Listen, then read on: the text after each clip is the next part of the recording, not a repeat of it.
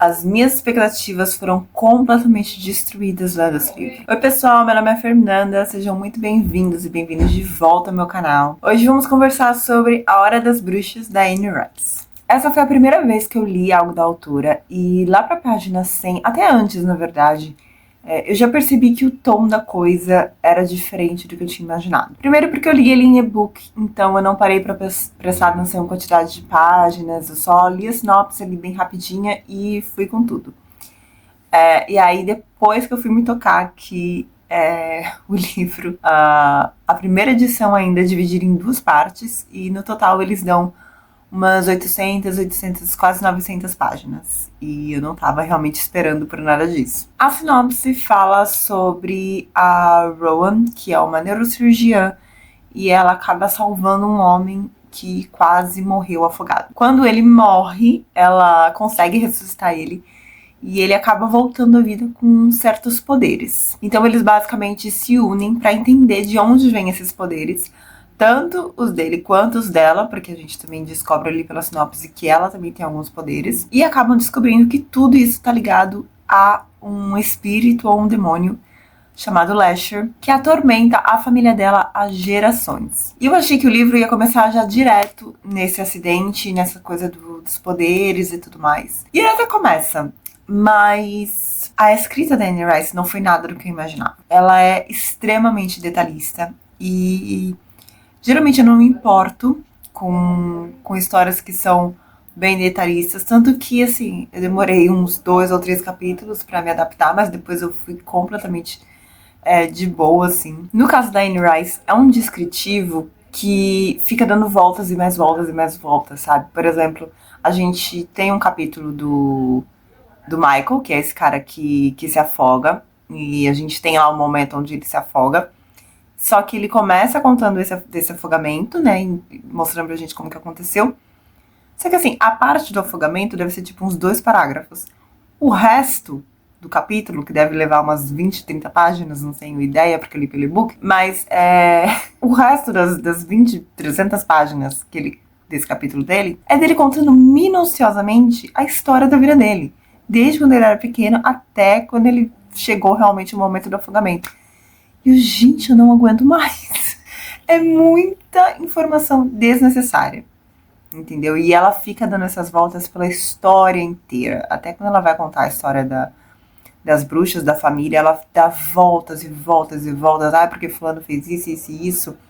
Mas ele fez isso porque em tempos atrás aconteceu isso, isso e isso. E ela conta a história de tudo que aconteceu em tempos atrás para voltar para a história atual. E assim, ela pega personagens que, tipo, a gente sabe a história de personagens que não são tão importantes assim pra história, entendeu? Só que ela conta a história do cara mesmo, assim. E ela conta a história da vida inteira da pessoa, entendeu? Não é um breve resumo ali, sabe? Não, é a história da vida inteira da pessoa que não é importante ali, entendeu? Não que a pessoa não seja importante para aquele momento, mas a história da vida dela não é importante. Então, é nesse sentido que eu quero dizer assim que a escrita dela é muito descritiva e acaba cansando um pouco isso no livro, sabe? Porque ela fica dando muitas voltas nisso. Voltas e voltas e voltas e voltas. Até a gente chegar, né, na parte da história da família mesmo, a gente vai ter diversos capítulos com cada um com um personagem diferente. A própria Rowan mesmo, que é a personagem principal, a gente só conhece lá pra depois da página 100. Então, assim, demora pra vocês verem como o capítulo demora, como ele é grande, como essa história vai dando voltas e voltas e voltas. Então, primeiro, né, antes de contar a história das bruxas, a gente tem capítulo do Michael, que é o cara que se afoga, a gente tem um capítulo sobre a mãe da Deirdre, sobre a mãe da Rowan, a Deirdre. Tem o capítulo de um padre, que é meio que o padre ali da família. Tem o capítulo de um médico, que eu não me engano, mas o capítulo desse médico, eu acho que ele tá ligado ao capítulo do Aaron, que é o carinha que ele faz parte de uma organização que estuda esses eventos sobrenaturais e é ele que acompanha toda a vida das bruxas Mayfair desde lá dos anos 1600, mais ou menos. Mas esses primeiros capítulos foram importantes também para dar o tom da história, porque foi aí que eu percebi que esse livro não era exatamente sobre uma luta entre essas pessoas e o demônio, sabe? Como vamos derrotar o demônio que assombra a família por séculos. Mas é a história sobre aquela família, entendeu? Sobre o cotidiano daquela família, sobre quem foram aquelas pessoas. É realmente um mergulho profundo na história, nos segredos, nos personagens.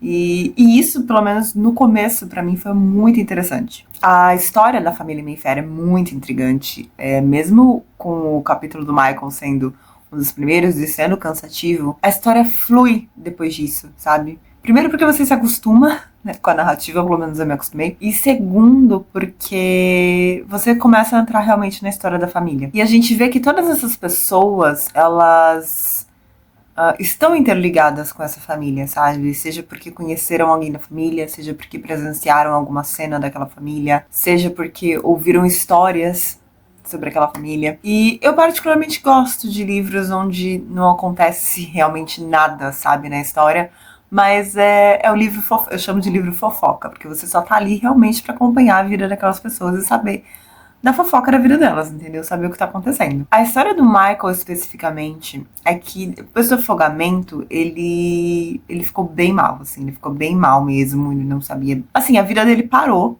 porque ele sabe que ele morreu, porque ele teve uma experiência de quase morte. Ele se lembra de ter falado com pessoas, de ter estado em um lugar. E ele fala que essas pessoas... Ele só voltou porque essas pessoas fizeram uma proposta pra ele aceitou.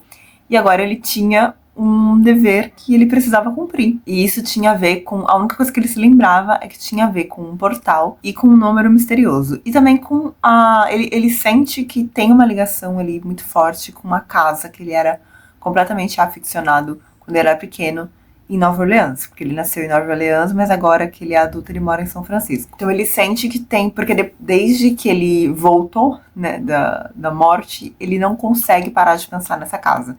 Então ele acha que realmente tem alguma coisa ligada, mas a única coisa que ele se lembra é disso, que tem um número misterioso e tem a ver com um portal, e que ele precisa fazer alguma coisa a respeito, mas ele não sabe o que. E além disso, ele também ganhou os poderes, né, que só de tocar nas pessoas ou em objetos, ele consegue saber tudo sobre aquelas pessoas, tudo sobre aquele objeto. E ele e a Rowan se reencontram porque ele acredita que se ele tocar nela, ou se ele tocar no barco dela, ali no lugar onde ele foi resgatado, ele acha que ele vai conseguir lembrar do que ele viu quando ele estava morto. E aí, enfim, eles se conhecem, e vocês vão entender quando vocês lerem, se vocês lerem.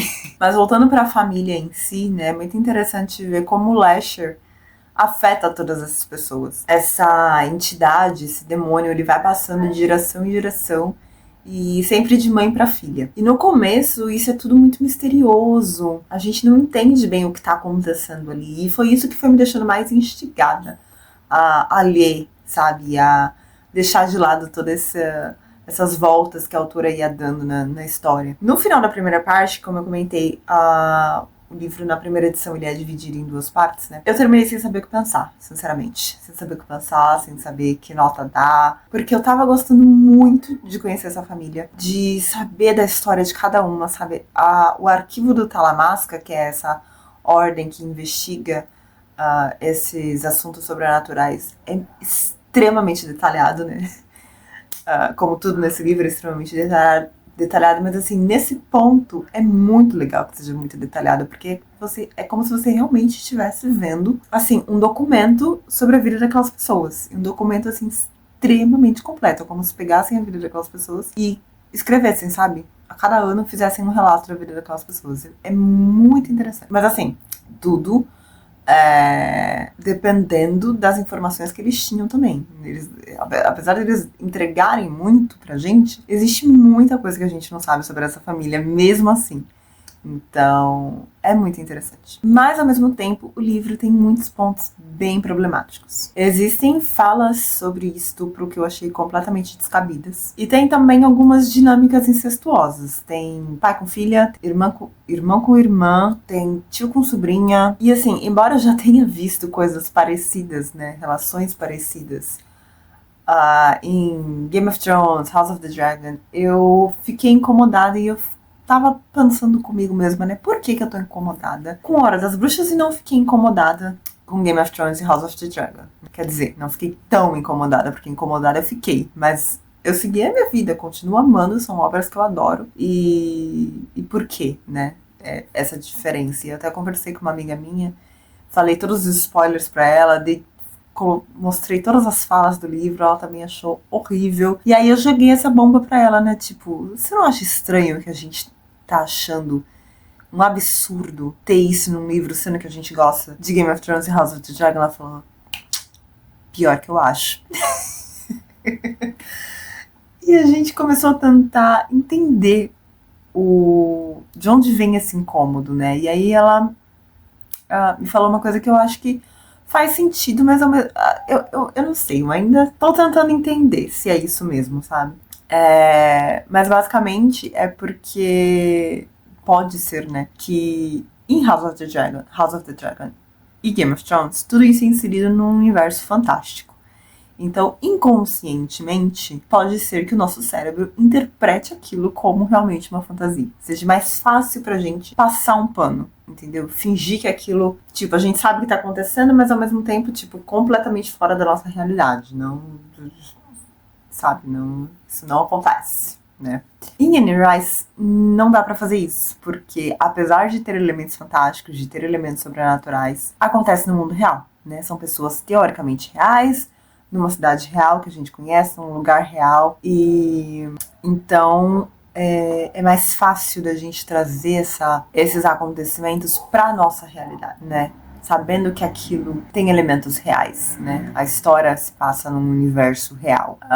Então a gente meio inconscientemente também, a gente encara aquilo como uma realidade. E a realidade, ela é absurda, né? Então talvez seja por isso. Não sei se tem lógica, mas enfim. Mas de qualquer forma, já fica o aviso que A Hora das Bruxas tem cenas muito problemáticas e muito descritivas. É muito descritivas mesmo. Enfim, tem outras questões de questão histórica. Muitas dessas cenas de incesto acontecem, as primeiras principalmente acontecem lá em 1600, 1700, então assim, tem todo o contexto histórico também que precisa ser levado em conta.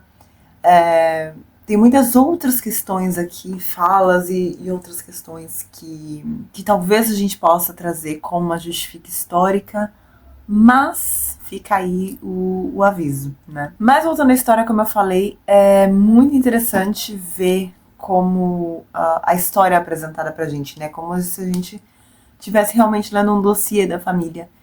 E como o Lasher, ele aparece de diferentes... Com as primeiras, a Suzanne, que foi quem invocou o Lasher, e a Débora, que é a filha da Suzanne, ele tinha um papel meio protetor, meio... Como foi, né, a Suzanne que invocou, então ele tinha muito essa coisa de... Aparentemente, o que a gente sabe, né? Ele tinha muito essa coisa de servir aos desejos dela, às vontades dela. Então ele trazia poder, ele trazia riqueza. Foi com tudo que ele trouxe que a família Mayfair se tornou, acho que, uma família mais poderosa do mundo, porque, se não a mais poderosa do mundo, mas uma das, porque eles são extremamente ricos, assim. A fortuna deles, pelo que a gente sabe, passa de mais de 7 bilhões. Então, hoje, nos dias atuais do livro, né, que é 1900 bolinha. Então, assim, é muito dinheiro, muito dinheiro. E tudo isso foi basicamente conseguido com o Lasher, né, com tudo que ele trouxe pra essa família. Mas conforme os anos foram passando, eu senti que ele virou meio que ali uma espécie de espírito obsessor. Do tipo, eu até faço o que você quer, mas eu também quero algo em troca. Eu sei que acho que espírito obsessor, ele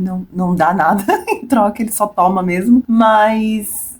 ele virou esse tipo de espírito, sabe? Tipo, eu vou te dar alguma coisa, mas eu também quero algo em troca. E tanto que, assim, foi percebendo ao longo dos anos que quem se opunha a ele, quem não aceitava essa vida, quem não aceitava essa herança mística, que eu quero dizer, né? Essa herança sobrenatural, porque a herança do dinheiro, obviamente, todo mundo aceitava. A herança sobrenatural, quem não aceitava, acabava enlouquecendo.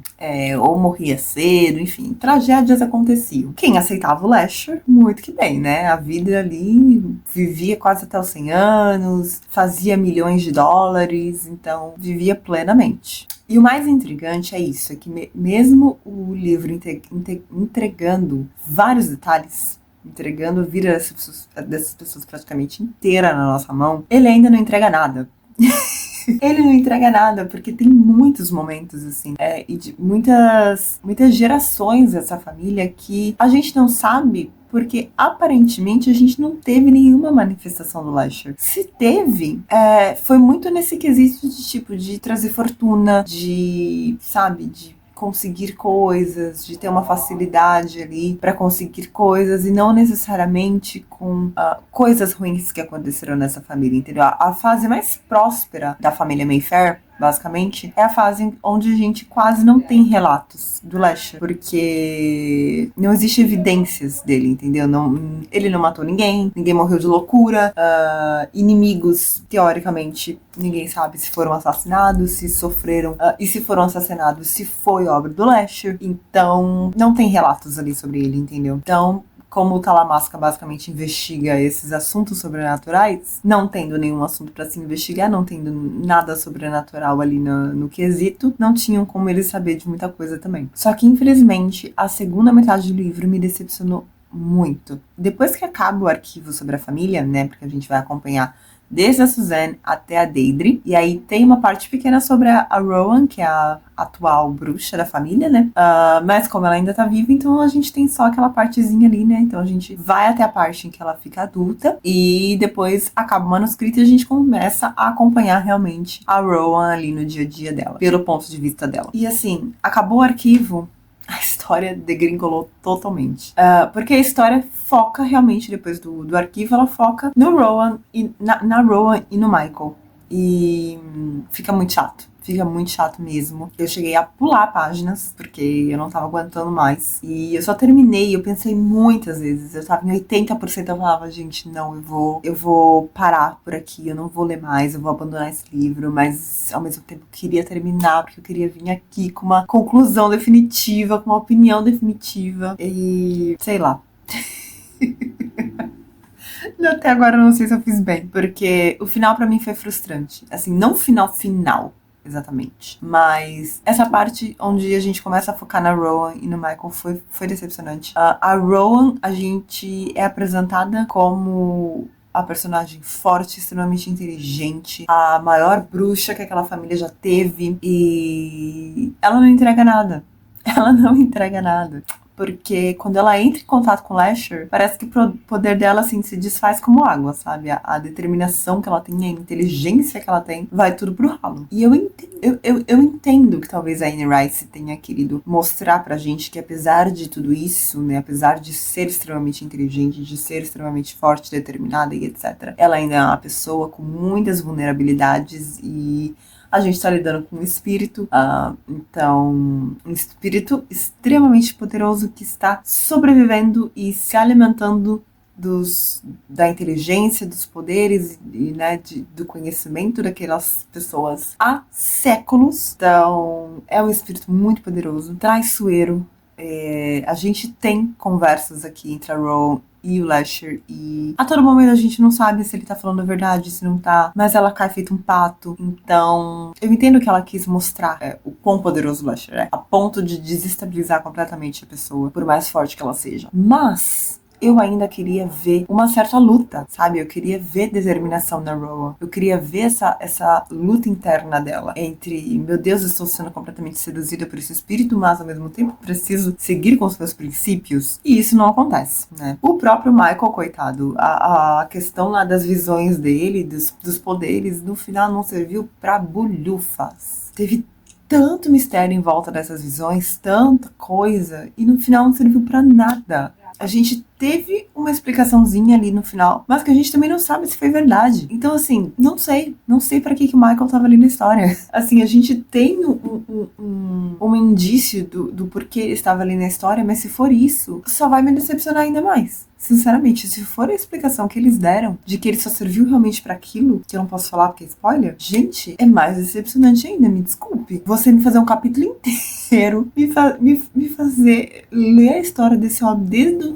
do dia do nascimento até a fase adulta dele, acompanhar a luta dele com essas visões, com essas coisas, tentando entender qual é o sentido da vida desse homem pra ser aquilo. Ai, me desculpa. Outra coisa que me inquietou bastante é que esse casal não tem química nenhuma, né? Eu já não gosto de Insta Love, já começa por aí, então pra mim já começou ruim. Mas com o tempo da história também... Ai, que aflição que me dava desses dois juntos. Ai, foi péssimo, foi péssimo. Romance ali, zero. Eu acho que ela escrevendo romance, péssima. Me desculpem, fãs de Anne Rice. Não sei se nos outros livros é melhor, mas nesse aqui, péssima. E a Rowan, ela tem uma característica que me dá nos nervos, que é uma característica de personagem que eu lia muito quando eu era adolescente. Não sei, eu acho que era uma fase de livros daquela época onde a personagem tinha que ser desse jeito. E eu li muito, principalmente nos livros de Pretty Little Liars. Quem leu sabe. Mas é a característica de ignorar o problema. Se eu ignorar o problema, ele vai desaparecer completamente. E isso não acontece, a gente sabe, né? E assim, ela soou completamente fora da casinha, entendeu? Pra uma personagem que é extremamente inteligente, extremamente determinada, extremamente forte, ela foi extremamente ingênua e burra, né? Porque depois dela descobrir tudo sobre a família dela ler o dossiê sobre a família dela e ela acreditar naquilo, né? Porque ela mesma sabe que ela tem poderes, então não tem nem como ela duvidar daquilo ali que tá escrito. Mas ela sabe de tudo aquilo e ela vira pro Michael e fala: vamos viver nessa casa, vamos ser felizes, vamos nos casar, vamos ter filhos. Quando o Lester quiser dar as caras, a gente lida com ele, simples assim. Vamos viver o momento. Não se deixe influenciar pelas visões, tome suas próprias decisões. E eu ficava: minha filha, pelo amor de Deus, faz uma limpeza energética nessa casa, entendeu? Vende tudo, troca tudo, demole essa casa, constrói outra. Faz um banho, sabe? Toma você um banho de limpeza, você, o Michael, todo mundo, exorciza essa casa, exorciza esses móveis. Gente, a gente morta naquela casa, pelo amor de Deus, sabe? Tira esse espírito da sua vida o mais rápido possível. Você sabe que você herdou ele, você sabe que ele tá ali pra você, entendeu? Para com isso. Mas não, né? Não. O final em si, eu achei que poderia ter sido do jeito que foi, assim. Não, a questão não foi nem essa, né? Até porque tem outros livros, então eu entendo que tenha terminado do jeito que terminou, porque eu acho que provavelmente a gente lide com essas questões nos próximos livros. Mas me incomodou o jeito que foi escrito o final, entendeu? Como as coisas aconteceram. Não foi nem o que aconteceu, mas como. Porque ficou como eu falei, a Rowan completamente sem determinação, o Michael extremamente diminuído na história, assim, não serviu pra nada, e ninguém, anos de estudo, anos de pesquisa sobre essa família, anos e anos e anos e séculos e gerações de estudiosos olhando pra essa família, e ninguém, não só pra essa família, mas lidando com né, situações paranormais. Ninguém, naquela ordem, naquele grupo de pessoas, ninguém sabe como derrotar o Lester. Ninguém. Eles têm a bruxa mais poderosa da geração na mão deles, do lado deles, e ninguém sabe o que fazer. Ficam 3 baratas tontas sem saber o que fazer, sendo dominados pelo espírito. Porque ninguém... Primeiro que... Precisamos estudar o espírito para saber como derrotá-lo. Filho, vai tentando. Vai tentando. Vai fazendo exorcismo, vai fazendo uma sessão de descarrego. Não sei, qualquer coisa, entendeu? Qualquer coisa. Só faz. Sabe? Podia ter isso e ela podia mostrar que não deu certo. Entendeu? A gente não teve tentativa. Acho que o pior de tudo foi isso. A gente não teve tentativa em momento nenhum, por nenhum membro dessa família. Desde 1600 até 1900 e bolinha. Foram 300 anos de família Mayfair. 300 anos, ninguém tentou fazer nada contra esse espírito. Isso me revolta. Enfim, gente, esse foi o meu desabafo e a minha resenha sobre a Hora das Bruxas. Eu terminei esse livro dando 2 estrelas e 75 ali, 2 estrelas e meia mais ou menos, porque, gente, não deu pra mim, sinceramente não deu. E eu não pretendo ler mais nada dessa mulher. E é isso. E agora eu quero saber se alguém já leu, se já passou por essa experiência. E me contem nos comentários o que vocês acharam, se vocês gostaram. Podem dar a explicação de vocês, tá? Eu aceito ler. Não vou julgar. Talvez eu julgue mentalmente, mas né, não vou te criticar. Mas assim como eu sei que quem gostou vai estar me julgando também para assistir esse vídeo, então tá tudo certo, estamos no mesmo barco, né? Mas assim, sejam educados, né, nos comentários. E é isso. Me contem se vocês concordam comigo, se vocês não concordam. E a gente se vê. A gente se vê nada. Clique no gostei se vocês gostaram, se inscreva no canal se ainda não é inscrito, e agora sim a gente se vê no próximo vídeo. Tchau, tchau!